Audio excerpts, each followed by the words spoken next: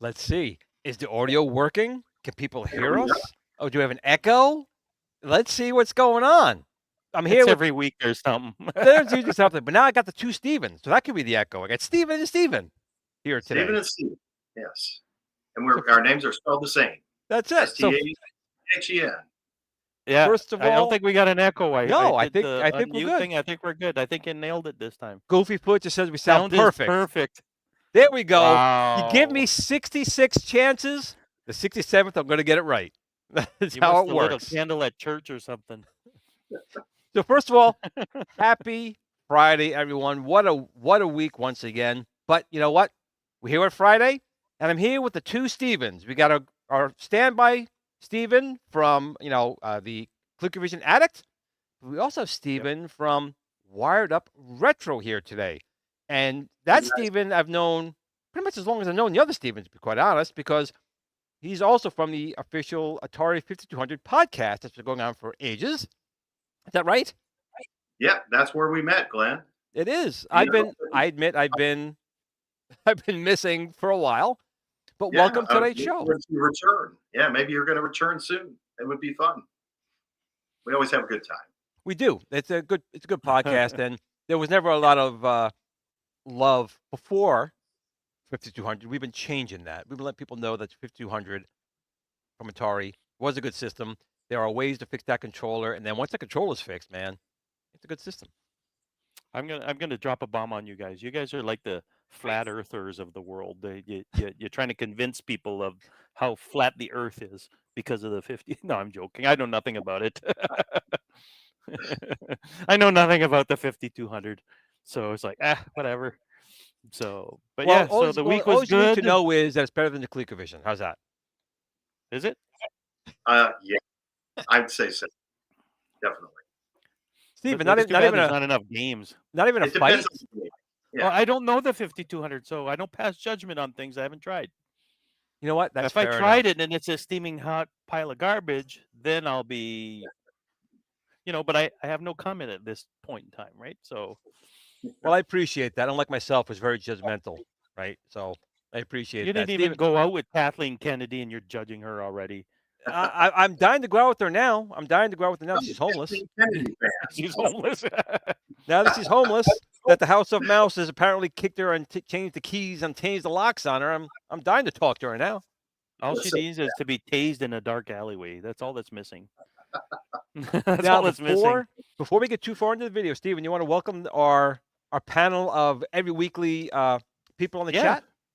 We got Adam, we got Alfred, Goofyfoot, Jason M. Let's see, Paul. He says our videos are technical marvel. So anyways, we'll see. TMCNY. Let's see, Epkus. Mystery Encoder's here. Ooh. So, and then Sir Sega and Triumph or Die. So cool.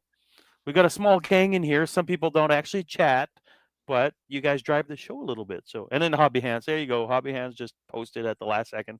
You got in there. He squeaked right in. And John just joined as well.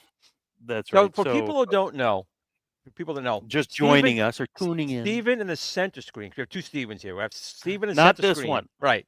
This Steven, I've known for a while, and he has a YouTube channel, which I'm gonna bring up here real quick on the screen. He does have a channel called Wired Up Retro, and what he primarily does is he talks about controllers and different types of controllers you get working with your systems. So you may have, I don't know, an Atari 2600, maybe you'll get a PlayStation controller working on it. That's kind of what he does. And Steven, you'll probably tell it better than I am, things that you do on your channel. Yeah. Well, when I started the channel, I thought, well, I'd like to get an NES controller working on my Atari 7800. And I did it with just adapters that were released in the 80s by the company Camerica. And I combined them in a way that was kind of unique. And I had a little help from a buddy of mine who's a Atari age aficionado. His name is Kayvon Sidhu, but he had a really great idea on how to get it all set up. And then I did the little addition of another adapter to do something additionally cool with it. And I thought, this really needs to be on YouTube. So I started my Wired Up Retro channel in 2015.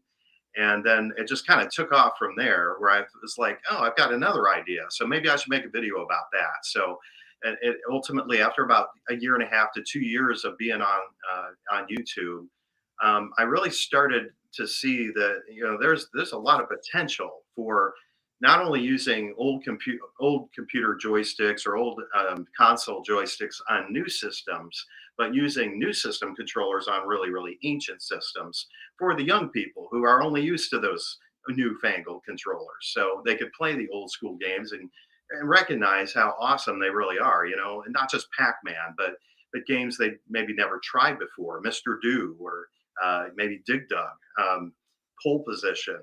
Who wants to play old games? Pixelated, they look terrible, right? Well, after you actually get a dose of it and you start enjoying the actual controller you're holding to play the game, I think you then recognize the great value of these very antiquated games. So yeah, that's really what my channel is about. It's kind of a history channel, but it's also a channel about game controllers and things you can do with them that might surprise you. And some of my videos get extremely complicated on how to, hook up this adapter to that and then add a power supply to it. And oh, look, now I'm adding another controller that you would have never thought could be used on an old game system. I stumbled across those videos. Yeah, those are the it becomes a little bit of a rat's nest, but it works. So it's insanity is what it is, but it's fun. But some of my most recent videos have a lot to do with using the PlayStation analog joystick on the Atari 5200 to play the twin stick games like Robotron. And I also use this on my Nintendo Switch in one of my videos and PS4 to play some of the dual stick games with adapters. It can be done. And a lot of people who own this for years, they have it in their collection. They have no idea that it could be used on a Switch to play the dual stick games. So anyway, I really love this controller. This one's a massive. I just expect you to start grunting like Tim Allen on Home Improvement. Did you have that back in the day, or that one you got later on eBay? Like, did you have that controller back in the day, or you picked that up much more recently, comparably? Yeah, I think I picked. I have two of these, and the first one I picked up was probably about 7 or 8 years ago. Probably within a year of starting Wired Up Retro, I picked up one of these. So no, back in the day, I never had one because they were kind of expensive, but they're still very expensive actually. Another thing I did was Glenn sent me some tools to create my own arcade stick for playing Tron. So it's got the Tron stick that glows, the GRS trackball, which is a premium piece of arcade um, loveliness, and then of course the spinner. And I have the Tron spinner that I just need to affix to it that I bought from Glenn, and it's really good quality stuff.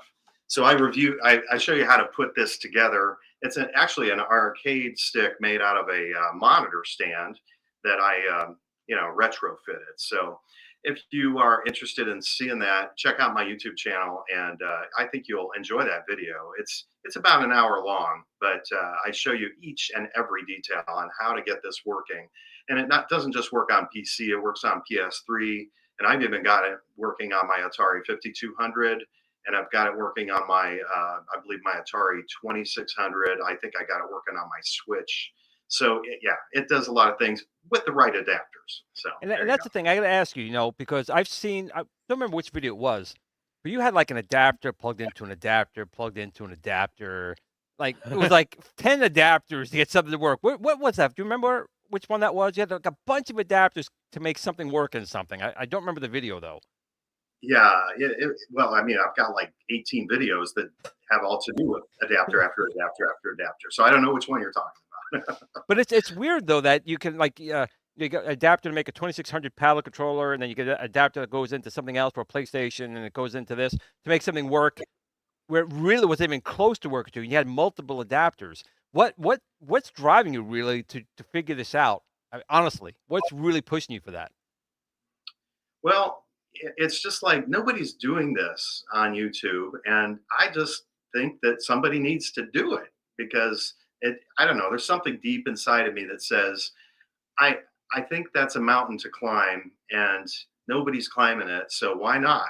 And so once you get into it, you start to think, okay, I've come upon a little issue. Let's try to get past that issue. And once you do, it comes together, and then you got a video.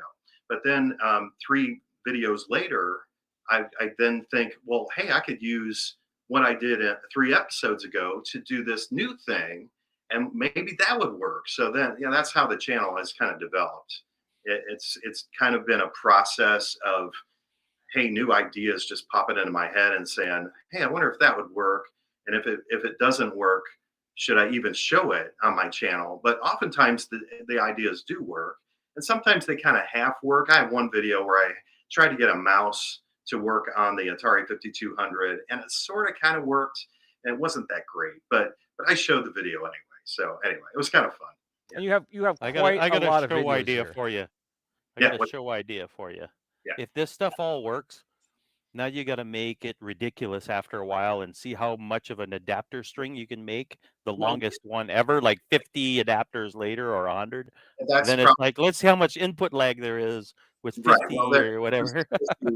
there is that issue. Sometimes there is a hint of lag, and people ask me about it, and I'm like, yeah, maybe a little, but most of my, like the ones for the 5200 Atari, that's my specialty console, the one I love the most. Those don't really get laggy, but on the Switch, that's a whole different story. The Switch is kind of a console designed to use wireless controllers, the Pro controller or the Joy Cons, and there have been some guys out there on the internet testing to see if wired controllers actually are better or worse on the Switch, and they've determined that the wired controllers have more lag than the Joy Cons do. Oh, So wow. it's kind of a weird console. So I've run into some issues with lag with the Switch, but nevertheless, it's still a whole lot of fun to. I have to use a real controller with the Switch, not the Joy-Cons. I Yeah. have to use I guess they call it the Pro controller, Yeah, where that's you really when you nice connect to it, control. and that's Yeah. I'd rather use that on there than the Joy-Cons. Joy-Cons, I can't do it. Well, I'm working on a video, and I haven't put out a video for a while because my life kind of got crazy with lots of trips out to see my mom. My dad passed away back 6 months ago, so I'm Very sorry. driving out there every Sunday to visit with her, and so the channel sort of took a back seat. But I've got this video in the works that's going to show how to use Atari 2600 and 5200 controllers on the Nintendo Switch to play games like Atari Flashback Classics, or perhaps Atari 50, the anniversary celebration, and even use racing controllers from the PlayStation era to play Mario Kart 8. So this video is going to have a lot of versatility to what you can do on the Switch with a variety of different kind of old school controllers. So I can't wait to put it up. It's going to be an interesting video. Again, nobody's doing this on YouTube, so it'll be kind of like, hey, this is really crazy. How did he do that? So yeah, That's cool. Now, what is your? Let's take a step back here. So, you're about the same age as Stephen and I. So, yeah. when you were growing up, what was your family's? Did you even have a game console growing up, or did you have to go to a friend's house? I mean, what was your first console you guys actually had? Well, yeah, I think around, I don't know, maybe ninth grade, Dad broke down and bought us an Atari 2600. So that was my go-to console. And by the time I reached senior year of high school, I think we had 35 or 36 games for it. And that ballooned during my college years to over, 120, 150 games. And I think it's probably over 300 at this point. It's a pretty big collection. And I started adding other consoles to the collection. I have a ton of Intellivision games, a variety of different kinds of Intellivision consoles. I've got a Vectrex, a ColecoVision, all the old school stuff, NES and, Super NES, Genesis, 32X, you could say Jaguar, CDI. I just collect games and Well, game and systems. I think you collect different than I do because I like the hardware. Like I definitely collect the consoles. I love the consoles. I have some of the games, but then I will buy a flash cart for the Yeah, majority because sometimes you do want to put the real game in. But I think you're really going for like Steven here. You want the games themselves. You're not really getting flash carts. You're going for the full collection. Am I right? I, I would say so, but I'm not out there buying games for $400 a pop. Yeah, I no, me neither. once a No. year I might pay 70, $80 for a game or two, and then sometimes I'll buy some $30 games from Atari Age or whatever. But most of the time I'm going to thrift stores, I'm going to flea markets, and I'm seeing what I can find. And sometimes you come out just like, awesome, I found the rarest thing, and it's so much fun.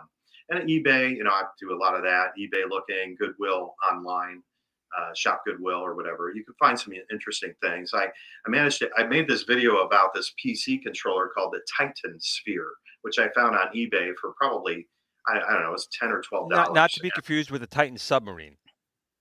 It's no. Okay. The Titan Sphere doesn't sink to the bottom, but it floats. Damn. A sphere with two handles on the side that you twist in and out or twist this way. And I got it working on PS4 to play Wipeout, the latest Wipeout Omega game. And it works. And yeah, so anyway, I find the craziest of controllers and I try to get them working on some of the games that people like to play these days. What is your current? I mean, I know obviously I know you got a soft spot for 5200. I know you got the soft spot for that. But outside of that one, what is your, I guess, console you enjoy the most? It doesn't have to be a new console. Just outside of that one, what's your, soft spot for, whether it be new or old? Yeah, I mean, 5200 is really where my heart is, and 2600 is not far behind because I grew up with that. And then ColecoVision, I just love that console. Right now, my console is not in working condition. I need to get it fixed. What's But going on with it? We I have the love other it. doctors here. What's going on? yeah, it's just got it'll work for about 7 or 8 minutes and then it conks out. So and the screen goes squiggly. So it probably needs capacitors, I'm guessing. Maybe it's a power supply. It could be a little bit of each. It could be the capacitors. It could be the power supply. The power supplies, they tend to do exactly what you're saying. Yeah. They go for a while and then they get weaker and then they start not putting out the right voltages and they drop. And that's usually what happens. Yeah. Or the caps. I have a brand new power supply on mine, and it still does that. So I think it's the caps. I got to replace them all. What's and- cool though on the 5200, sorry, on the ColecoVision anyway, they now make a very small device. You can use a regular 5-volt power adapter, regular like cell phone power adapter, and it This powers thing, the ColecoVision. You have one handy? That's it right there. That is a There you little go. marvel. That is a marvel right there. It's totally worth it. hold You on. replace that big, huge If it- tank brick with this tiny little device and runs off a regular cell phone charger, and it powers your ColecoVision. There you go. That It's thing is. I bought that the second the guy had like 5 of them. I bought one. Best investment. This one Yeah. was gifted to me. I have 2 of them now. I bet you that would probably help my problem. So I probably need to just go ahead and It's drop it. USB-C on the other end. I don't remember if Glenn just said that or not, but it's USB-C and Yeah, you're a right. Raspberry Pi 3 or 4 power supply with Okay. about 2 amps at least, and Yep. it should do the trick for you. And it runs really good. And they do make them. It- JLS Gaming's asked if they still make those. They do, and they're completely worth it for that ColecoVision. You want to get Oh, one yeah. of those. It fixes 90% of the problems on the ColecoVision. There's a handful of things. Glenn and I have made a grocery list basically. So the power supply goes. The power switch is junk. So the power switch, you have to disassemble it, But you clean can it. clean it. Yeah, you can clean it though. You can clean it, but it's going to come back and be garbage. So most people, they replace it with a new switch, a new modern switch. So Yeah. those 2 things tend to be if there's something beyond that, it's the RAM, the video memory Right. that tends to blow up a Yeah. little bit at a time. But those 2 things, the power switch and the power supply, those 2 things screw up all the time. Yeah. Yeah.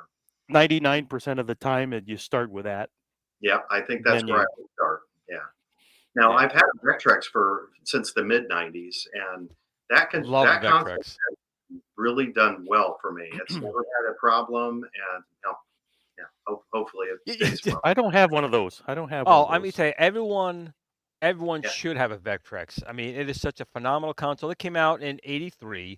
It is a vector monitor. It didn't have colors, obviously, but the gameplay on it was fantastic. The music chip in there was fantastic.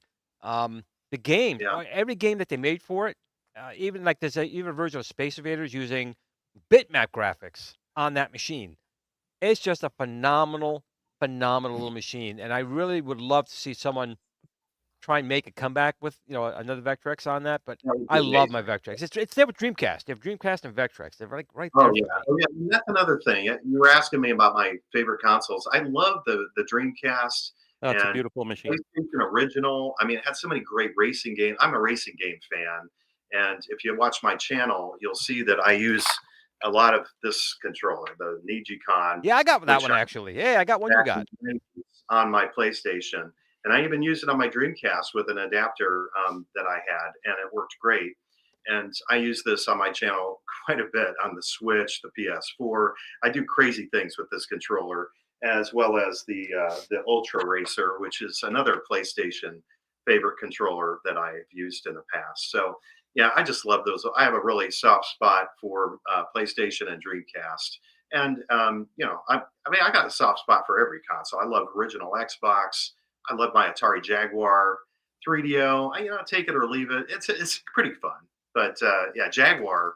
I like Jaguar. In fact, I got this other unique Jaguar controller that was made by somebody at Atari Age called Chaos Reigns back in the early 2000s, and it's a rotary controller for Jag games like Tempest 2000 and Rebooteroids, which I picked up recently. This uses this controller, and I really like Rebooteroids. It's a classic kind of throwback to Asteroids, and I picked that up at Atari Age. Fantastic experience with this controller. I tell you that controller, I have a slightly different version. My spinner is actually on the back. They left the D-pad on the front. Right. And Yeah, it's just a switch. But yeah, it's a must-have. Because playing Tempest 2000 with the direction pad is just not right. But when you play with that spinner, when you play with that spinner, man, the game really starts taking off. It just feels so buttery smooth, and it's the best classic game experience you really can have. Tempest 2000 with the rotary is amazing. And a lot of people just will never experience that because they don't realize the value of the classic games. And and I'd like to see more people open their minds a little bit to it. I also like classic games because you can get in and get out, and you're just looking at your score. Right. And with the current day games, you're in there for hours and days and months, and it's just not a get in and get out kind of thing. And, I I'll really tell you something, something Tempest 2000, I have Tempest 3000 on my Nuon. And if anyone Yeah, knows I've what got that that. is, the Nuon was a DVD player. It's technically Jaguar 2.5. It's the same people that worked on it. Yeah, And there's Tempest 4000 and 5000, but Tempest 2000 for me is still the best version. I don't know why. Maybe because you can still play it on on a composite output, and it just has that old school feel. But once you get that spinner on there in Tempest 2000, to me that's the ticket right there. you're good to go. Yeah, you're good to go. It's awesome. Now, do you Trying have to any? think of I'm keeping an eye on the chat here a little bit. So Steven, do you have any multi carts, or do you really only go for the cartridges? By the way, I was thinking of getting this to work on Tempest 2000 or original Tempest. That's a Dreamcast Fishing controller, right? Yeah, right. So we'll see. Well, maybe in a future episode I'll get it working. But okay, so what was the question you asked? Actually, do you actually own any flash cartridges? I know you're going with the Yeah, cartridge. Do you own any flash cartridges? Or are you kind of like, yeah, not your thing? I have one for my Atari 7800 that I think is also backward compatible with 2600, and that's called Concerto Cart. Yep, I have that And, one as well. and my 5200 collection is almost complete with 80s titles. I think I'm only Peter's missing. got you beat, right? Is Peter's just complete now? Actually, no, Peter and I are tied because Oh, I have meteorites and he doesn't have it, and he's got Bounty Bob, and that's the one I'm missing. So, yeah, I'm one short, but yeah, I'd like to eventually get a 5200 multi-cart. That looks pretty cool. the And Atari obviously, Max cartridge is really a nice cartridge. I gotta say, he did a nice job with it. for the yeah, Coleco, No, well, yeah, he makes it for Coleco, and there's also one for the 5200. okay. It's a really nice solution. yeah, The Harmony cart is pretty nice for the 2600. Right now, yeah. there's a The Concerto. Encore is the one I've got. I But have now, a Red 77, and I can just load it up with all sorts of ROMs, so I can play those games with an original Gotcha. but now, controller. Retro HQ, they came out with the Lynx multi-cart, and they went to the Jaguar, and they just came out with the Yeah, 7800 one. the Jaguar multi-cart. That's the one I Right, really want. right. So Yeah, I gotta get that myself. I gotta get the Jaguar one. I have a Skunk board, but the Jaguar yeah, Skunk board, I can load 2 ROMs, and some still don't work if they're too big. So you got to yeah. get the Retro HQ one. And like I said, the 7800 one it just came out with will do 2600, 7800, and it has built into it, if you have a Sega Model 2 composite cables, it plugs into the cartridge. And now you can get decent video out of the 7800, not have to worry about modding it. Yeah. Ooh, So I think nice. it's like 179, but I think it's worth it because you get the multi-card for the 2600, 7800, and you get composite or an S video out of the Wow. cartridge itself. So I think that alone is like again, Stone Yeah, Age Gamer. If anyone wants to know where to get these things, Stone Age Gamer, yeah. and Jason M put down in the chat, even the ColecoVision power adapter. Stone Age Gamer is a good place to go and get these type of things. Cool.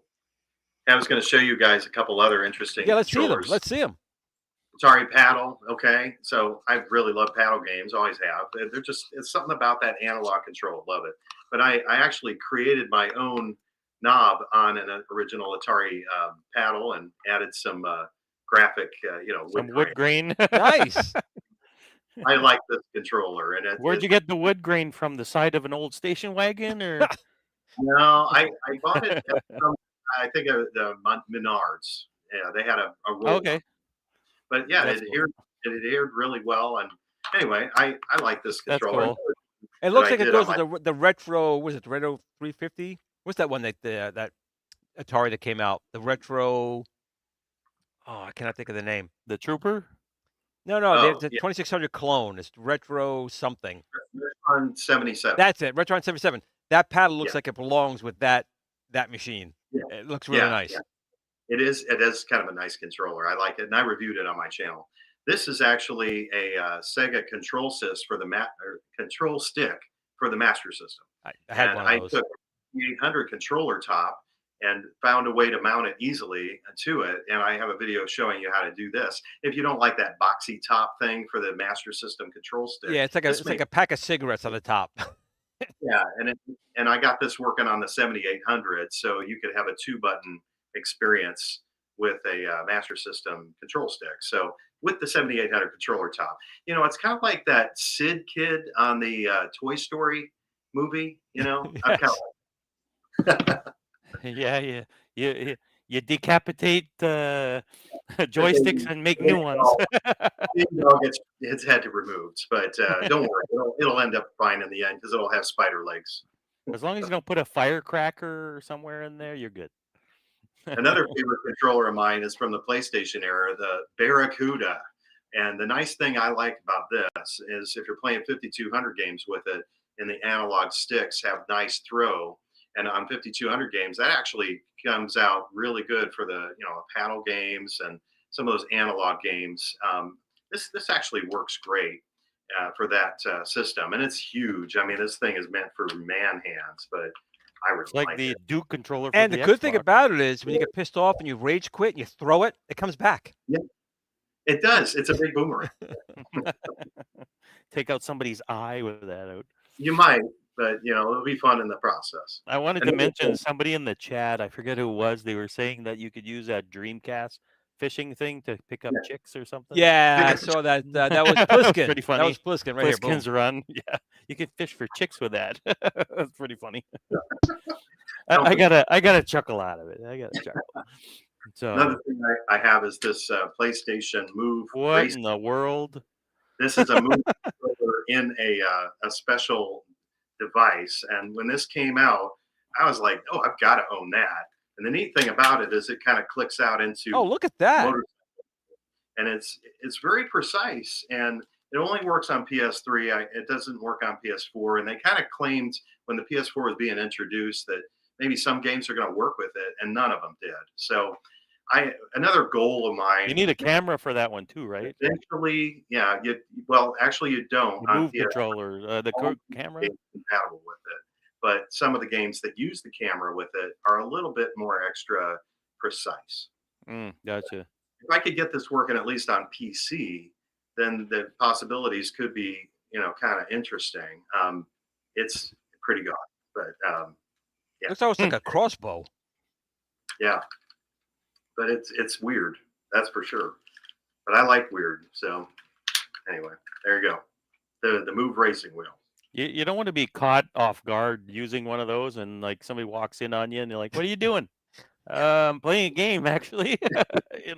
And then you look like you're holding this weird thing, yeah, it's just can't escape that stuff, I guess. It could get a little awkward. Yeah. Yeah, I guess. So, why do we switch gears, Glenn, and ask him some stuff about his youth? Yeah, ask what away. kind of shows? Okay, so what we do, Stephen, is that we tend to ask our guests. We talk about their channel, obviously, and what it's all about, and then we talk about the journey of loving all this stuff and all the pop culture 80s stuff. And I guess we usually start with the cartoons. So, and then we go into the movies and things like that. So if you can describe like 3, let's say Saturday morning cartoons or any type of cartoons that you watched as a child, tell us what it is, like the ones you remember clearly and you ran home from. It doesn't have to be Saturday mornings because there was stuff after school and whatnot, so what kind of stuff do you remember and go, oh yeah, this was the show? There was a Scooby-Doo. Obviously everybody watches that. I always enjoyed it. And on Saturday mornings they had this show called Goober and the Ghost Chasers, which was a different kind of dog, and he had a button nose and a big snout, and then they went and chased ghosts just like Scooby-Doo. But man, as a kid, I loved that, and I think it was just I was so sick of Scooby-Doo. This was something that was kind of like extra different, I guess. And the dog was the dog the ghost? Chaser's lunchbox. Was the dog a ghost in that one? And that was the dog a ghost in that one? There was one. He wore a hat. He had a hat with a ball on top. honestly, I don't remember much about it. Now, But I man, know there was one where the dog was a ghost and he would disappear once in a while. It just sounds like it could have been that one. I remember that show though. yeah. Was there any others? Oh yeah, I mean, I watched all the great cartoons growing up. Everything from Fat Albert to Roadrunner. The Roadrunner Hour, whatever it The was Looney called. Tunes. Looney Tunes. I watched a lot of Tom and Jerry, and when I was a young adult, probably around 30, this first SpongeBob episode was going to be playing, and my kids were all excited because Nickelodeon kept pushing it, like we're going to show this, and it's next week. So, anyways, it came on, and we all sat in front of the TV, and I was like, man, I hope this is going to be good. And to be honest, I was halfway done. When it was halfway through, I left the room because I was like, this is terrible. And it turns out it was one of the best, cartoons of all time, SpongeBob SquarePants. New shows take a while to find their footing, and SpongeBob was no different. But it's still they're still making new episodes to that. Pliskin's Run wanted to know what'd you think of or if you remember Thundar the Barbarian. That's one of our favorites on the show. Thundar the Barbarian. Yes, great cartoon. I liked Flash Gordon too, the cartoon, and of course Super NBC. Friends. Now my number one. Obviously, guys I'm 55. Everybody's going to say Super Friends when you're 55 years old. So. I'll stand like Superman right now. Here we go. But I was a big Batman fan as a 5 or 6 year old, and the live action one or the all the action figures. Yeah, what's that? The live action one. Mostly with Adam West.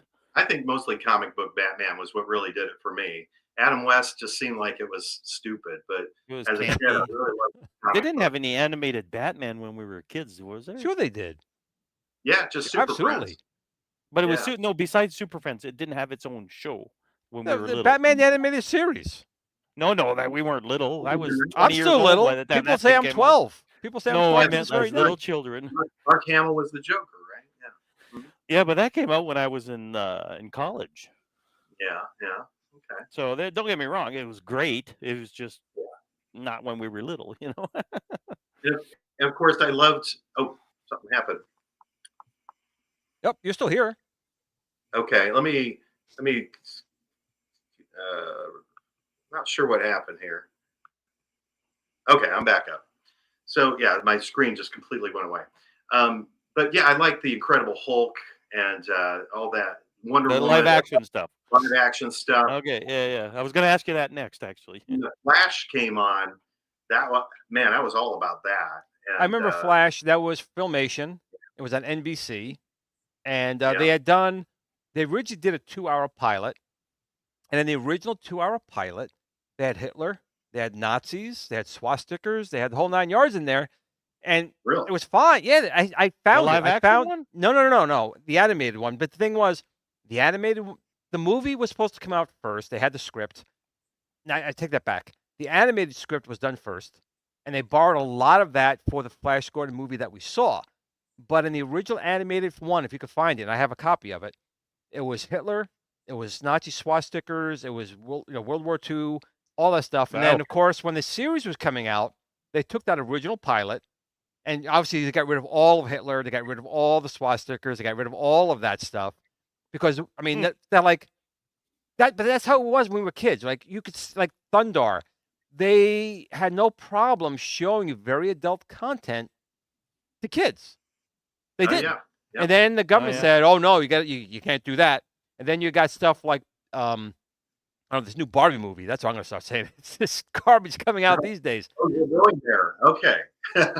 But even like, it's just when you look back to the old shows, and when you really looked at them, the content was a lot of them were really adult oriented.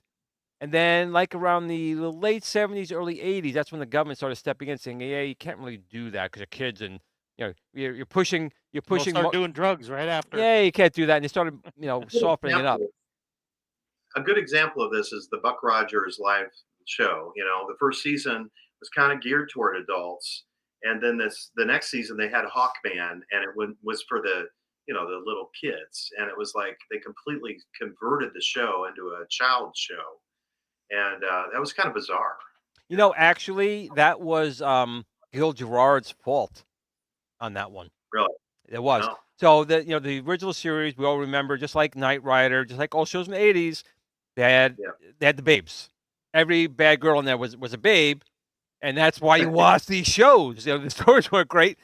You watched it for that. But Gil Gerard said he wanted the show to be more story centric, and this got bad writers, so they got rid of that, and they made it, Buck Rogers in space, and these supposed to have been more adult stories, but the stories were just bad, and they got rid of the beautiful women, and then people just stopped watching it and canceled. No, that was Drove it. it into the ground. Canceled. What I can't understand is why they took off Battlestar Galactica, because it was doing well, I think, and I love that show. That came out in '78, a year after Star Wars, and there was two problems there. One, George Lucas was suing Universal like mad, saying he stole lasers, space battles, which was all bullshit, because Star Wars, the opening crawl, he stole from Buck Rogers back in the 30s, and the serials and all that stuff, lasers, all existed before them. But that was the first problem, that George Lucas kept suing Universal. The other was, at the time, Battlestar Galactica was like I think it was $1 million an episode, number one, and number two, it was actually never meant to be a weekly series. When they first did it, they wanted to make it. They had movies. I don't know if you remember when we were growing up, they'd have like movies of the week and stuff like that. So Battlestar Galactica was supposed to be like 4 times a year. They would do a movie, and that was. But it was so the premiere was so well received. They threw it in the movie theater first of all, and they did it in surround sound, and they made all this money in the movie theater. They said, we gotta have this. We gotta have a TV show like now. So they were literally writing scripts as they were acting it. So they're doing the acting, and like, here's the new script. Like, wait, we just shot a scene. No, gotta go back and do it again. They change the script. So that was the second problem, that they were, and you know what? And the storylines are really good for scripts that literally coming out like 2 seconds or even after they started acting it. That was the other problem. So it was really the money. It was just so expensive for them. And ABC goes, you know what? We'll repeat it in '79. So the whole '78 season became the '79 season. And they said, listen, it's just too expensive. So we got to find a way. This is corporate again. We got to find a way to just make it cheaper. And then the abomination happened. That's when the abomination happened. Galactica 1980, that literally destroyed everything good about it and turned it into a shit show, and then it died out. Yeah, and they who knows what happened to Captain Apollo? He was long gone. So they killed him off. At least came back for a little short episode. Yeah. And I will say, the only one in Galactica 1980, there was one episode that saved the whole season, because the whole season sucked, and that was the return of Starbuck. So they had to bring back a legacy character, and that one episode, I remember my brother for Christmas, I don't know where he found it. It must have went like Sam Goody. They named Goody. the coffee chain after him. They did, Starbucks, exactly. Yeah. But my brother found a video cassette of that one episode, The Return of Starbuck, and I was like, I remember Galactica 80, and I watched that show, and I was like, oh, this is pretty good. Then I saw the rest of the series again. I'm like, oh my God, it's like watching Barbie today. It was horrible. It was horrible. Horrible. Yeah. Well, I you know what I did notice? I've been watching MacGyver, Knight Rider, just again lately, even Incredible Hulk, and it's literally all the co-stars that are women. Not one of them is realistic at all. It's all this. Well, none of them are. Even the guys weren't realistic. Oh, no. Oh yeah, no, but it's like, well, okay, don't get me wrong, but Street Hawk had some stronger characters. Which one? Street Hawk. Street Hawk. I didn't watch that one again. The motorcycle. Yeah, absolutely. Yes. The Knight Rider motorcycle. Here's the other thing. These shows from '80s, the soundtrack, like the opening theme songs, second to none. Good. Second to none. I know. Automan. Seriously, Steven, if you ever watched Street Hawk, you gotta watch. Airwolf was another one, but you gotta watch Street Hawk. It was absolutely a 100% Knight Rider on a motorcycle ripoff. No question. No question. It totally was. But the music just phenomenal. Yeah. Great soundtrack. Yeah. Great soundtrack. Oh, yeah. Yep.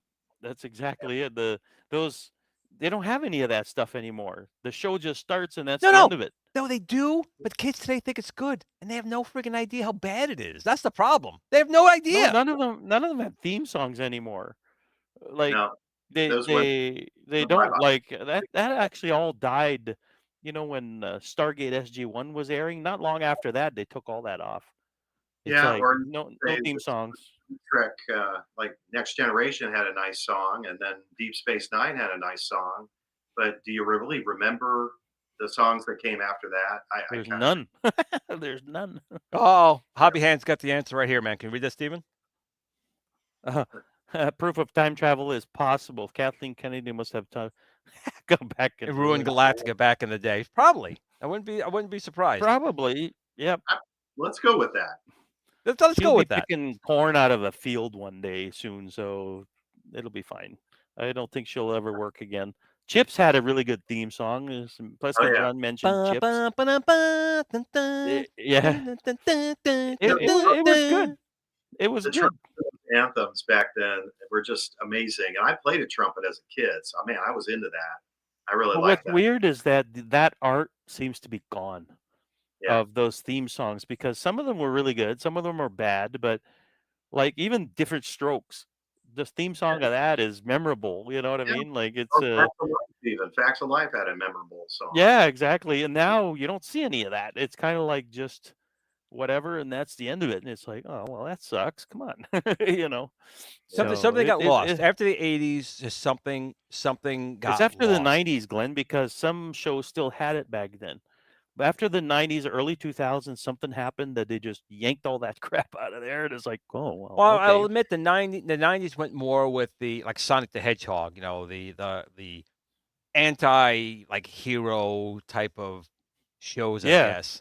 Where '80s the heroes weren't really anti-heroes; they were good they all had guys. cars.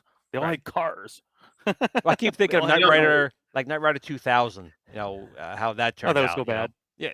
So bad. You know what I think might have killed it all is Seinfeld and maybe Cosby. The music was kind of bizarre and different, and maybe everybody said, "Oh, we're going to copy that," and that's maybe what did it in. It's And just they a were thought. short though. That's the thing. Those theme songs were fairly short, and Yeah, it's like Well, now it's it's even so weird. weirder. These shows like watch Invincible or something along those lines, or Stranger Things. You'll be in like half hour in the show, and then the title music comes up. It's like what? This show's like 30 minutes Yeah, in. I just got the title music coming on I now. noticed that too. Yeah, I noticed that too. You're like, weird. what? Yeah, What happened? I've been sitting here watching the entire plot practically, or the first act of the whole thing, and you're like, oh, okay, sure, The A Team, Hobby Hands right there. Get the A-Team. What a show that was. oh man, what a great I'll title! have to revisit that. I'll have to revisit that one. I forgot most of it, to be Amazing. honest. Yeah, You know. yeah. So, Steven, let's move on to movies. What Yeah. movies? What are your go-to? Well, say '80s because let's face it, we're all exposed to late '70s, Yeah. the entire '80s movie scene. What was your holy crap? I got to buy that in 6 different formats in the future, kind of thing. What's Yeah, I your mean, I for me as a kid, E.T. was amazing, and I bought the soundtrack as a kid. I used to listen to orchestral scores in my room on my stereo. I On an had E.T. LP. On an LP, I'm Star betting, Wars. right? Oh yeah, one and I mile? had the Star Wars LPs. I just love those. Superman. It was just you can't beat those soundtracks, and I've got myself a nice audio room in my home. I'm sitting in it right now. These are the carpet absorbers for the sound. But I really I love those soundtracks, and still listen to them to this day. John Williams is amazing, and Oh yeah. I really love all those John Williams movies. That whether it's George Lucas movies or Spielberg, I just love them, and the music really does it for me. What So about the movies? Movies, not just the music part, but yeah, movies that have stuck with you there. I That mean, really. I love Cocoon. There's some like Dune. I really love Dune. I really loved all the Star Wars, obviously Star Wars Dune was movies. hard to watch for me as a child. Yeah, it was a brutal movie at times, but Sting was in there, and I was like, "What the hell is this? Sting, I the guy love from the the end police." with the writing of the worms and everything.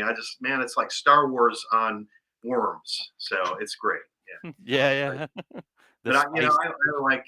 I like science fiction, and of course, by the time I was graduated from high school, Top Gun came out, and there was I'm trying to remember so many different movies, but Cocoon was out, and all the Star Trek movies, like Search for Spock and all that stuff. I just absorbed all that. I'm a big science fiction nerd.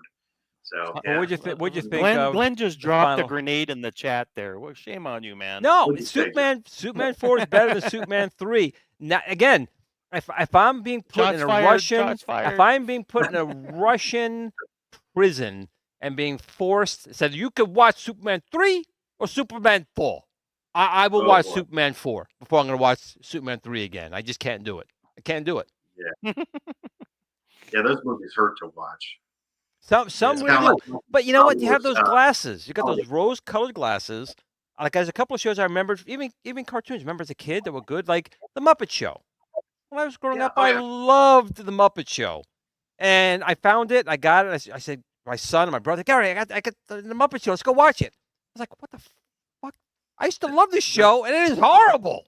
It's horrible. What was I thinking back then? Yeah. Maybe It's meant parents, for kids. maybe the parents Yeah. put, I don't know, weed in my brownies as a kid, and I was like, oh man, this is great. I don't remember that, but some shows really come up pretty bad. Pretty Oh yeah, bad. dude. The one memorable, and we'll ask Steven here in a second, but somebody mentioned it earlier. The Man from Atlantis. When I was a kid, I thought that was the best show ever. I rewatched it as an adult, and I was like, "What the hell was I thinking?" I couldn't muscle my way through one episode. I was like, "Oh man!"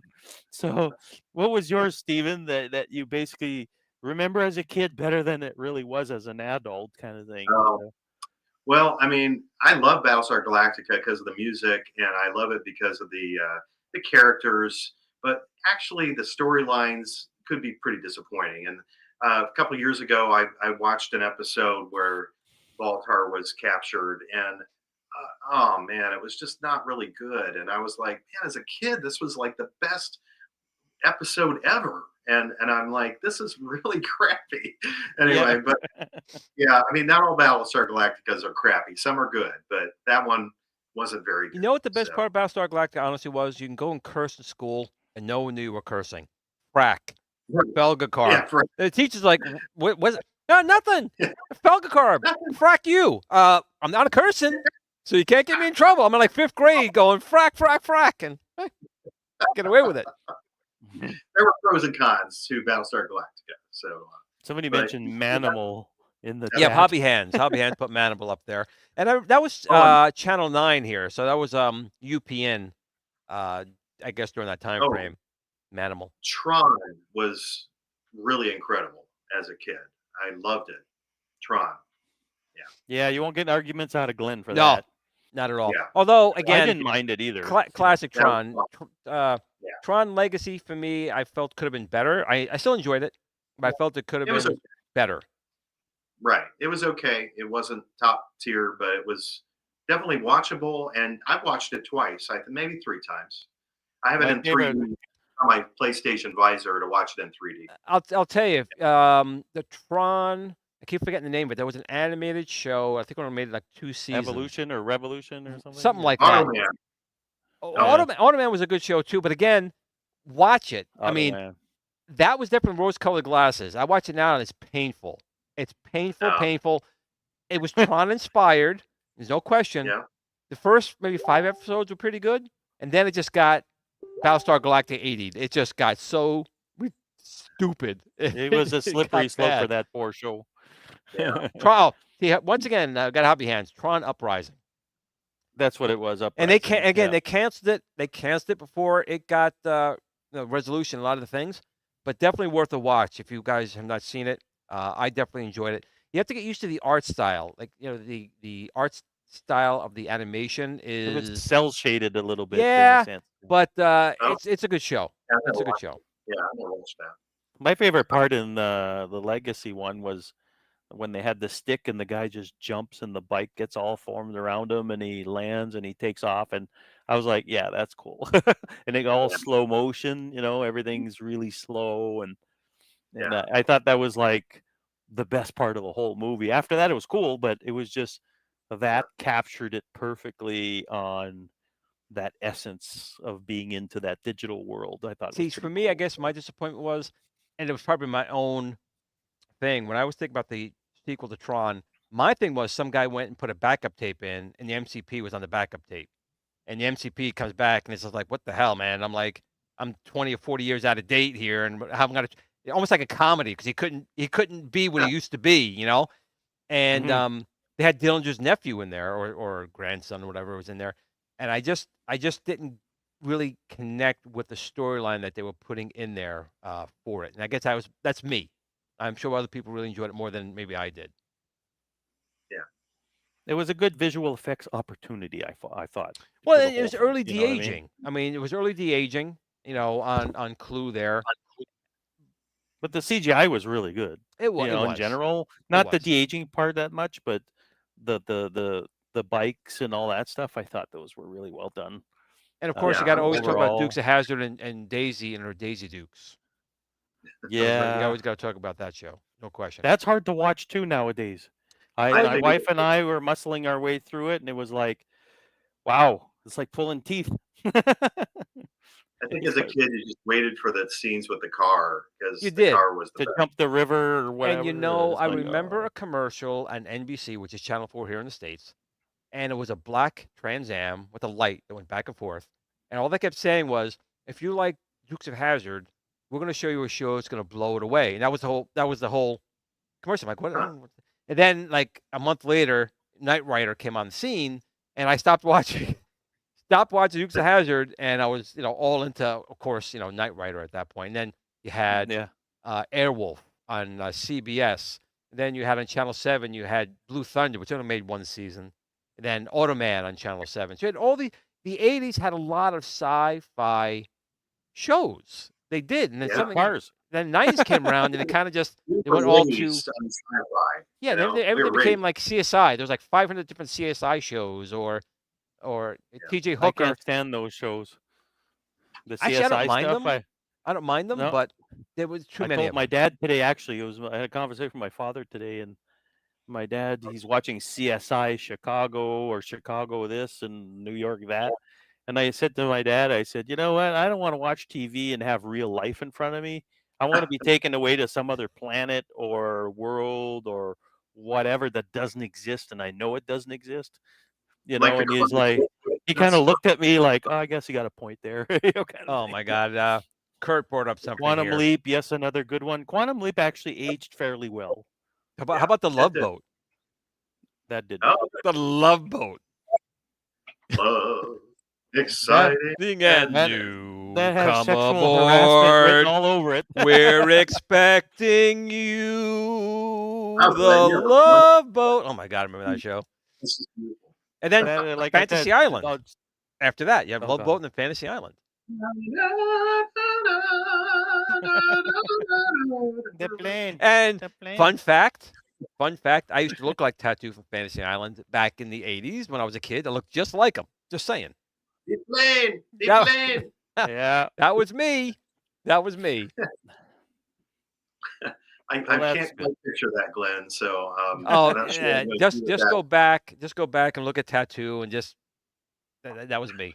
That's what I used to look like that. Exactly like that. What did they make a movie of Fantasy Island? It was like so dark and murders and all kinds did. of stuff. They did make Was a that a Fantasy maybe? Island. I think they made a movie that was like, it was dark. Like Oh, it wasn't like this other one where it was all just weird or whatever. No, this was like murders and all kinds of stuff. And you're like, damn.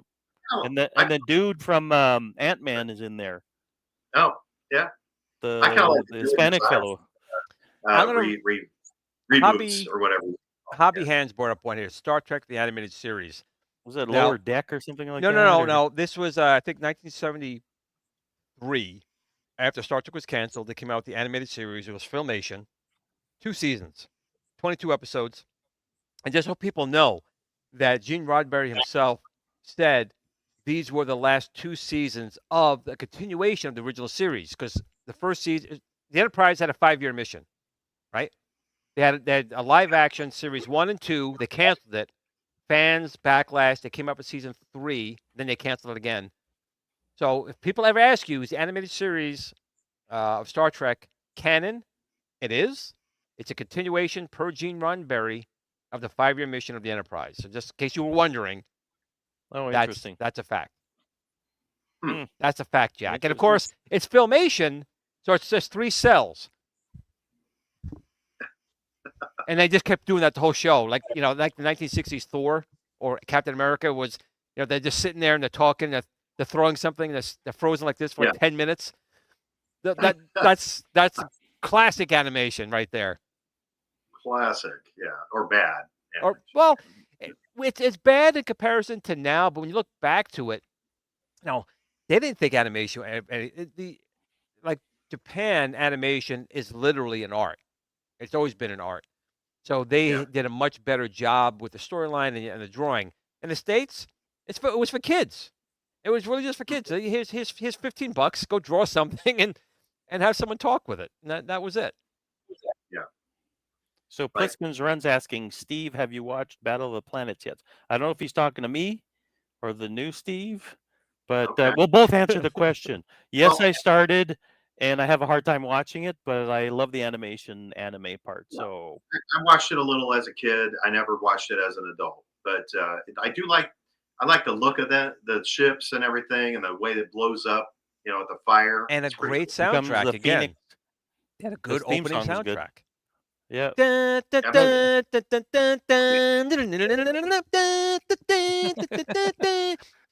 You got it. Yeah. I'm weird that way. I am. I'm weird. So we're almost out of time, Glenn. Just keeping an eye on the clock here. Well, I want to again just to make sure two things I want to bring up. First of all, if you people have not, please go over to Wired Up Retro and subscribe. Go subscribe. He does great content here. He's been around a long time. He's a personal friend of mine. He's also part of the Atari 5200 podcast, another great thing that we've done together. But he's got really good content, so I'll definitely show him some love and subscribe. But we're going to have a special episode tomorrow. So tomorrow, Saturday at 12 p.m. Eastern Time, I'm going to be on, Stephen. I'm hoping you'll be able to join. I'm not sure if you're going to be able to, but if you can, it'd be great. We're going to have Numbskull. The middle one? Me or the new guy? The original Stephen. The original Stephen. Okay. Numbskull. Okay, just checking. I'm going to have Numbskull live to talk about the new products that are coming out with Teenage Mutant Ninja Turtles cabinet, as well as our Space Invaders cabinet and other things. So if you're free tomorrow, 12 o'clock noon, please join us. We're going to have Numbskull here. Should be able to make it. Yeah. Awesome. Good time. Good times. So it is 9 o'clock, which means it's time for the Super Game Room Dudes. And I know that P-Dub's wife's been having some medical issues, so I hope she is doing okay. Positive thoughts out to her. Hopefully he's on the show tonight. But Stephen of Wired Up Retro, to you, sir, anything you want to tell anyone out tonight? Well, I just appreciate you guys coming out and watching me talk a little bit about controllers and pop culture, and I hope you guys like my channel. And I do have some great videos planned. It's been a few months since I put a video up, so don't worry. I'm planning on some awesome videos very soon. So definitely give me a subscribe, give me lots of likes. Watch from the beginning, because do all the YouTube stuff. Yeah, what's that? Do all the YouTube stuff. All the YouTube stuff, yeah. The notification bell, the likes, the subscribe. I mean, people should know that by now. I mean, if you don't like Atari, then you probably don't want to subscribe. But if you kind of think, what is he talking about? Classic games? I don't know much about that. Check it out. I would subscribe just to look at the contraption of wires you're going to come up with next. That's what I want to do. Yep. It's fun. Cool. Well, thanks for coming on. Me and Glenn appreciate it, and we love to have guests all the time, and especially the retro guests, because you know what? As much as we all grew up at the same time, our answers are always different. Except one thing: Kathleen Kennedy sucks. We could all agree on that, right? Yeah, exactly. Okay, so it's good. So it's good. So again, I want to thank everyone in the chat. You guys are fantastic. We had a really good turnout tonight. We appreciate you guys. Please go over to Super Game Room Dudes. Show them some love. Tell them that Kickin' Old School sent you guys over. Stephen of old. Stephen of new and of old. I've known you both at the same time. Appreciate you both coming on tonight. And there's one thing we tell everyone. Make sure you tell your family and friends that you love them because tomorrow is never promised. This is all fun stuff. Game controllers are fun. Consoles are fun. But family and friends are the most important things we have in our lives. Make sure you tell them you love them today. And what do we say when we leave? Game on. Game on. Come on, everyone. Have a great night. Peace. Guys, thanks again.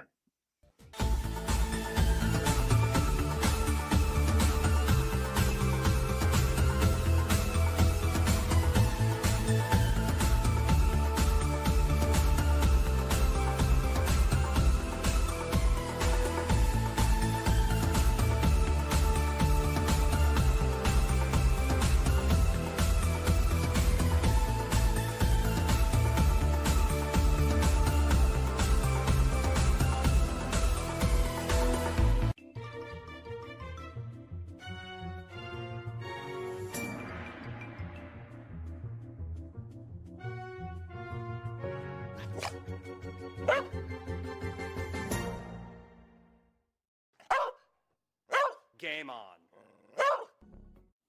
Sit, Blue, sit.